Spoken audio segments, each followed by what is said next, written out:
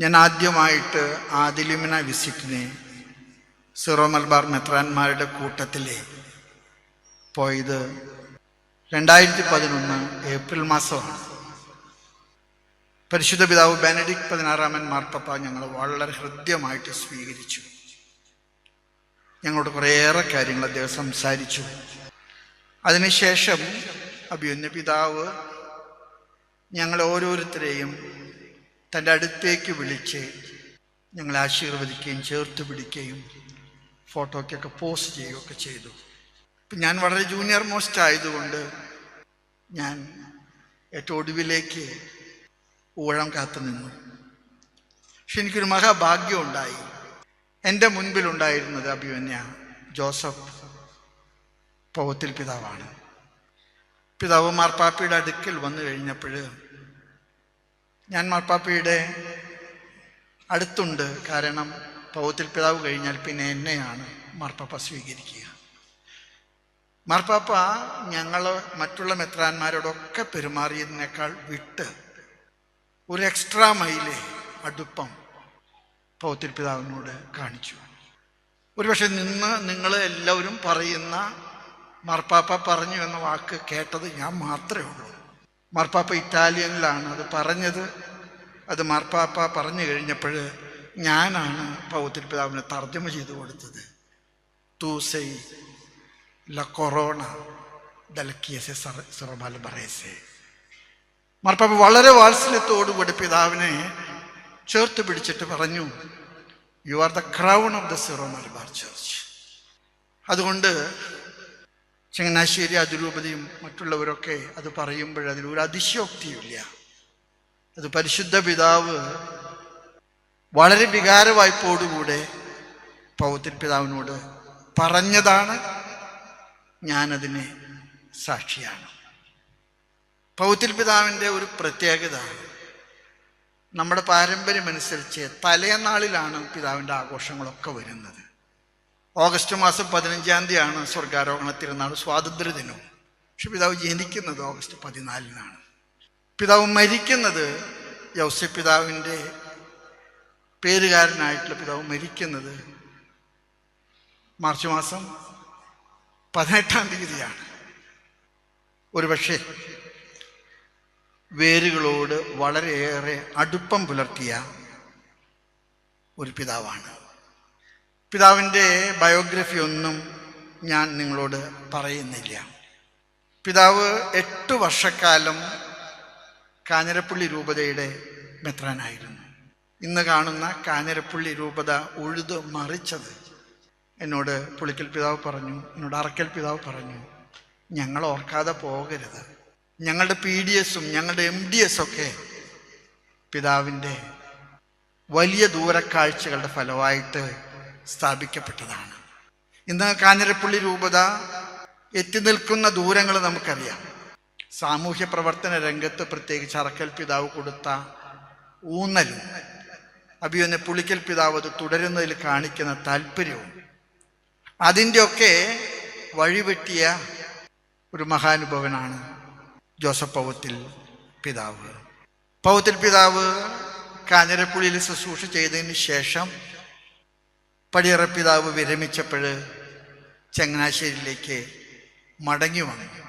ഒരുപക്ഷേ പിന്നീട് അദ്ദേഹം റിട്ടയർ ചെയ്യുന്നത് വരെ ചങ്ങനാശ്ശേരിയുടെ മെത്രാപ്പോലിത്തയായിട്ട് തുടർന്നു. ഇന്ന് വായിച്ച സുവിശേഷവും അദ്ദേഹത്തിൻ്റെ ജീവിതവും തമ്മിൽ വളരെ ബന്ധമുണ്ടെന്ന് വിശ്വസിക്കുന്ന ഒരാളാണ് ഞാൻ. അതുകൊണ്ട് തന്നെ എന്നോട് ഏത് സുവിശേഷമാണ് വായിക്കുന്നത് എന്ന് ചോദിച്ചപ്പോൾ ഞാൻ പറഞ്ഞത് യോഹന്നാൻ്റെ സുവിശേഷത്തിലെ കർത്താവ് ശെമയോൻ കേപ്പായോട് പറയുന്ന വാക്കുകൾ അതൊരു പക്ഷെ പൗത്തിൽ പിതാവിനെ നമ്മുടെ സഭയുടെ പശ്ചാത്തലത്തിൽ ഏറ്റവും ഇണങ്ങുന്നതാണെന്ന് എനിക്ക് തോന്നുന്നു. ശെമയോനെ, നീ ഇവരെക്കാൾ അധികമായിട്ട് എന്നെ സ്നേഹിക്കുന്നുവോ?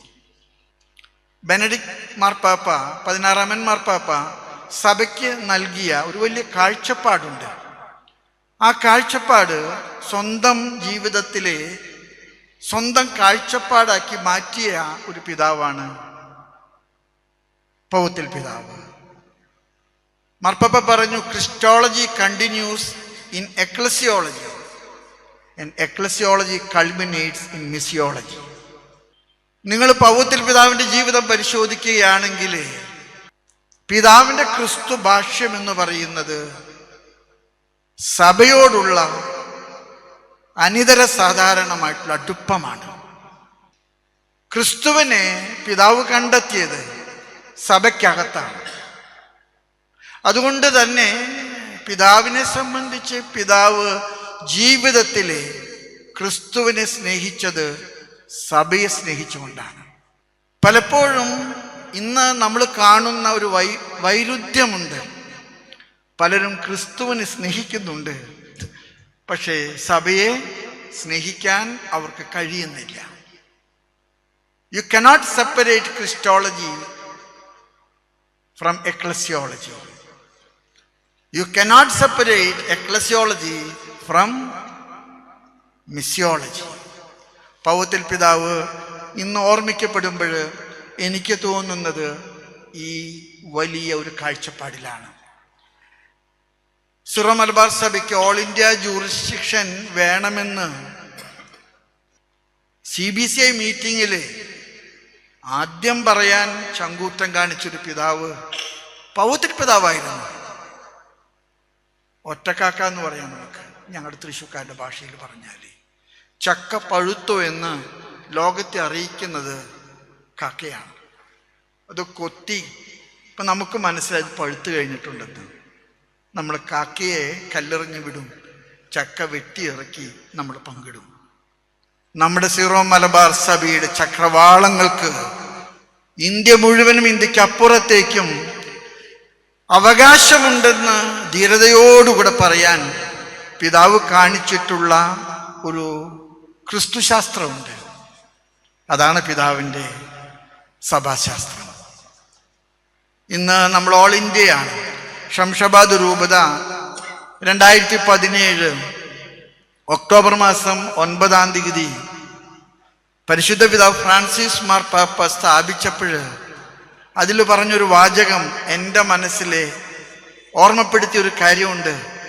ഇതിൻ്റെ പിറകിൽ പൗത്തിൽ പിതാവിൻ്റെ രക്തമുണ്ട്.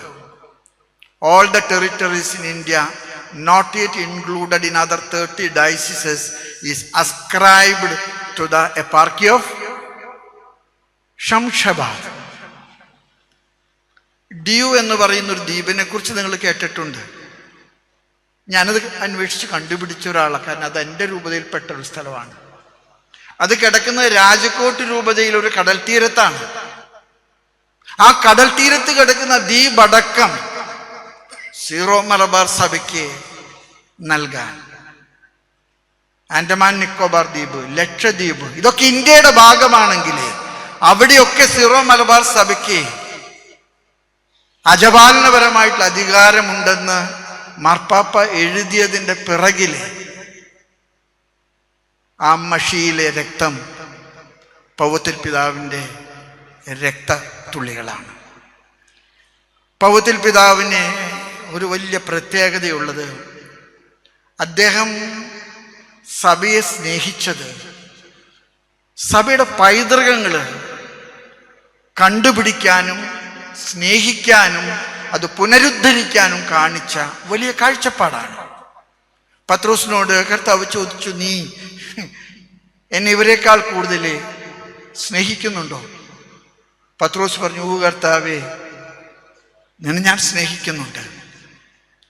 പൗത്തിൽ പിതാവ് നഷ്ടപ്പെട്ട പൈതൃകങ്ങൾ ഒന്നും നഷ്ടപ്പെടാൻ പാടില്ലെന്ന് സീറോ മലബാർ സഭയോട് ആദ്യം പ്രവാചക തുല്യം സംസാരിച്ച ഒരാളാണ്.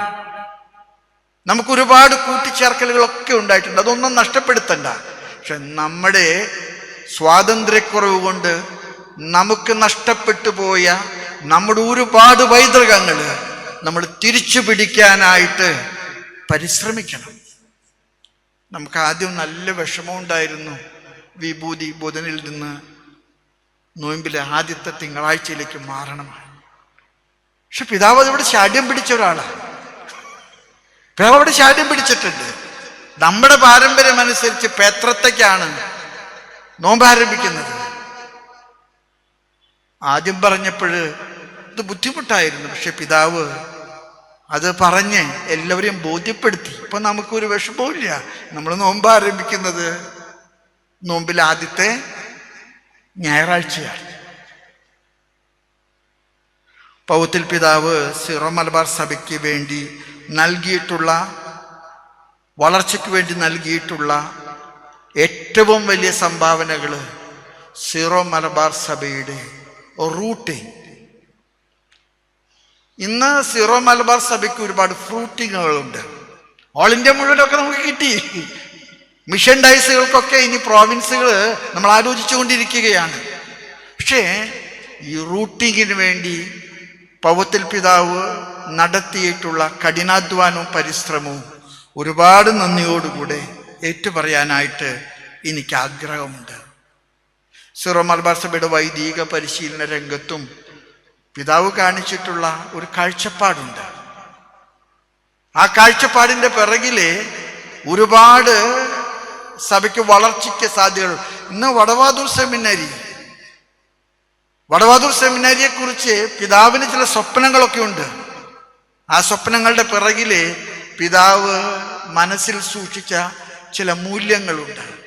ഞാൻ മറ്റു സെമിനാരികളിൽ നമ്മുടെ പിള്ളേർ പഠിക്കുന്നതിൽ കുഴപ്പമുണ്ടെന്നുള്ള അർത്ഥത്തിലല്ല.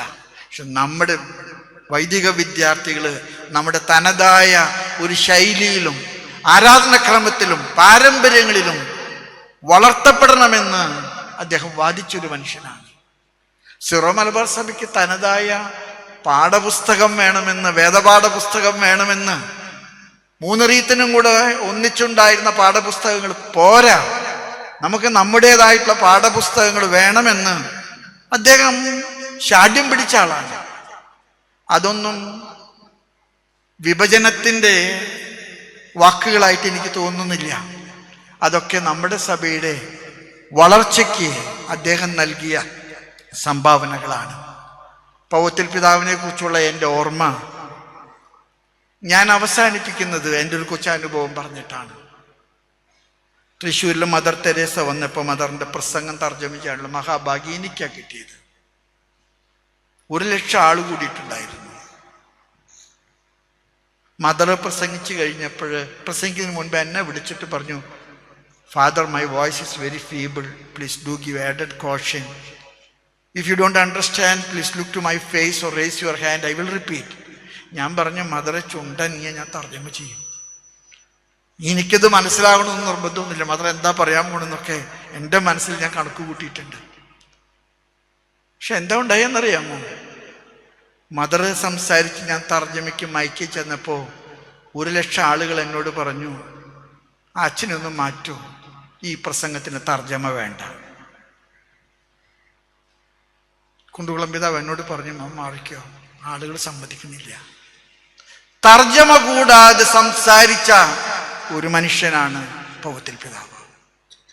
അദ്ദേഹത്തിന്റെ പ്രസംഗങ്ങൾക്ക് ഒരു തർജ്ജമയും വേണ്ട. അദ്ദേഹത്തിന്റെ ജീവിതം അത് മഗ്ദലന മറിയം കർത്താവിൻ്റെ കാൽപാദങ്ങൾ പൊട്ടിച്ചൊഴിച്ച തൈലക്കുപ്പി പോലെയാണ്. അതിൻ്റെ സുഗന്ധ പരിമളമാണ് സഭയുടെ പൈതൃകങ്ങളുടെ, പാരമ്പര്യങ്ങളുടെ, സഭയുടെ നിലപാടുകളുടെയൊക്കെ സുഗന്ധം. അദ്ദേഹം ആരാധനാക്രമത്തിലും സഭാശാസ്ത്രത്തിലും മാത്രമല്ല, എനിക്ക് തോന്നുന്ന KCBCയുടെ പ്രസിഡൻ്റായിട്ട് 2 പ്രാവശ്യം അദ്ദേഹം തുടർന്നിട്ടുണ്ട്. കേരള സഭയെക്കുറിച്ചും റീത്തുകൾ തമ്മിലുള്ള പരസ്പര കോംപ്ലിമെൻ്റാരിറ്റിയെക്കുറിച്ചൊക്കെ അദ്ദേഹത്തിന് നല്ല കാഴ്ചപ്പാടുകളുണ്ടായിരുന്നു. അദ്ദേഹം വളരെ പ്രിയപ്പെട്ട KCBCയുടെ ഒരു പ്രസിഡൻ്റായിരുന്നു. പിന്നീട് അദ്ദേഹം CBCIയുടെയും ഉത്തരവാദിത്വത്തിലേക്ക് വിളിക്കപ്പെട്ടു. പൗത്തിൽ പിതാവിൻ്റെ ഓർമ്മ കൊണ്ടാടുമ്പോൾ ഒരു കാര്യം എനിക്ക് വ്യക്തമായിട്ട് പറയാൻ ആഗ്രഹമുണ്ട്. സിറോ മലബാർ സഭയുടെ ചരിത്രത്തിലെ സൂര്യോദയം പ്രഖ്യാപിക്കാൻ കടന്നു വന്ന മോർണിംഗ് സ്റ്റാറാണ്, ഉഷകാല നക്ഷത്രമാണ് പൗത്തിൽ പിതാവ്. ഇന്ന് സിറോ മലബാർ സഭ സൂര്യോദയത്തിലാണ്. അതിനതിർത്തികളില്ലാതെ അത് വളർന്നു. നമ്മുടെ മൈഗ്രൻസിനെല്ലാം രൂപതകളിലായി. നമുക്ക് എല്ലാ കോണ്ടിനെന്റുകളിലും നമ്മുടെ സംവിധാനങ്ങളായി. പക്ഷെ ഇതൊക്കെ ആരംഭത്തിൽ വിളിച്ചു പറയാൻ ചങ്കൂറ്റം കാണിച്ച പൗത്തിൽ പിതാവ് സിറോ മലബാർ സഭയുടെ മോർണിംഗ് സ്റ്റാറാണ്. പിതാവിൻ്റെ പാവനസ്മരണയ്ക്ക് മുൻപിലെ ഒരുപാട് ആദരവോടുകൂടെ ഞാൻ ആദരാഞ്ജലികൾ, സ്മരണാഞ്ജലികൾ അർപ്പിക്കുന്നു. പിതാവിൻ്റെ സ്വർഗീയ മധ്യസ്ഥം ഇനിയുള്ള കാലങ്ങളിലെ സഭയ്ക്ക് സ്വർഗത്തിന് അനുഗ്രഹങ്ങൾ വാങ്ങിത്തരാൻ ഇടയാകട്ടെ എന്ന് പ്രാർത്ഥിച്ചുകൊണ്ട് പിതാവിൻ്റെയും പുത്രൻ്റെയും പരിശുദ്ധാത്മാവിൻ്റെയും നാമത്തിൽ